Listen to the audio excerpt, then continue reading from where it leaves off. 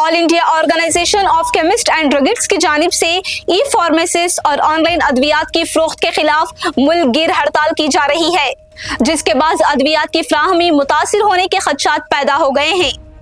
Chemist तंजीम का मौक़िफ़ है कि ऑनलाइन अद्वियात के प्लेटफॉर्म्स में मुनासिब रेगुलेशन, नुस्खों की तस्दीक और हिफाजती इक़दामात मौजूद नहीं है, जिसकी वजह से जाली नुस्खों, नकली अद्वियात और हसास अद्वियात के गलत इस्तेमाल का खतरा बढ़ सकता है। तंजीम का यह भी कहना है कि बड़े डिस्काउंट्स की वजह से छोटे मुकामी मेडिकल स्टोर्स भी मुतासिर हो रहे हैं।